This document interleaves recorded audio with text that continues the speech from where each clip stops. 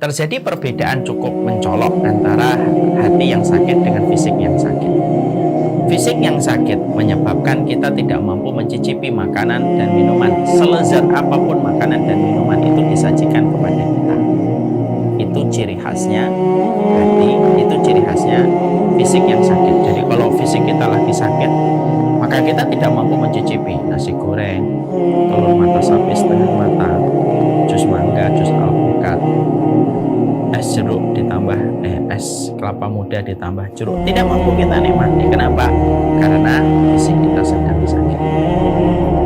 Berbeda ketika kemudian kita menjumpai, ketika kita mendapati bahwasanya hati yang sakit.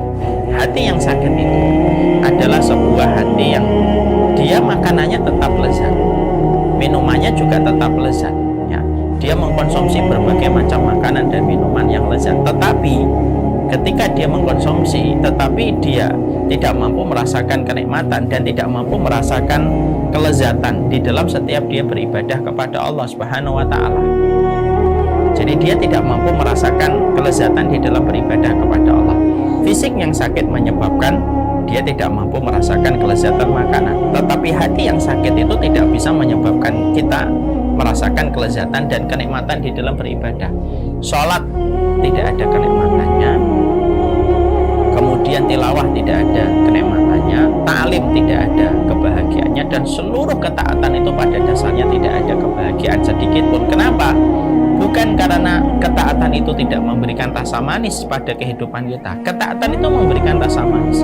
Kenapa ketaatan itu tidak memberikan rasa manis kepada orang yang mengerjakan? Karena yang mengerjakan hatinya sakit. Persis sebagaimana kita menjumpai, kalau fisik kita yang sakit, maka lidah kita menjadi pahit. Kalau lidah kita sudah pahit, makanan semahal apapun pun akan terasa pahit dan tidak mampu kita konsumsi, kecuali kita pengen muntah karena mual pada perut kita. Sama, hati yang sakit itu dia tidak mampu merasakan semua kelezatan ibadah, itu tidak akan mampu dia rasakan. Dia tidak akan mampu merasakan sensasi kenikmatan duduk di taman ilmu. Dia tidak mampu merasakan sensasi kenikmatan ketika dia membaca kitab. Dia tidak mampu merasakan kenikmatan hati yang tenang ketika mendengarkan nasihat. Semuanya hilang. Padahal semua ketaatan itu pada dasarnya memberikan sensasi kenikmatan, sebagaimana makanan memberikan sensasi kenikmatan dan kelezatan. Ketaatan itu memberikan sensasi kelezatan. Tapi ketika orang itu hatinya sakit, maka dia tidak akan merasakan apapun itu kecuali hanyalah beban, dan justru dia sering meninggalkan ketaatan karena merasa tidak ada sensasi kelezatan yang dia rasakan ketika dia beribadah. Bahaya kalau hati orang itu sudah sakit.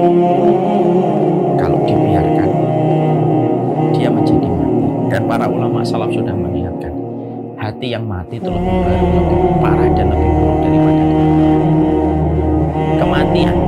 Hanya menghentikan laju nafas yang ditarik oleh manusia ketika dia mati. Tapi kalau hati mati, maka seluruh aktivitas kebaikan sudah tidak lagi berjalan. Ketika orang itu hatinya mati, walaupun kematian belum menyapa dirinya pada fisik dan jasad. Nah, ini yang menjadi perbedaan mencolok fisik yang sakit dengan hati yang sakit. Allah ya Rasulullah.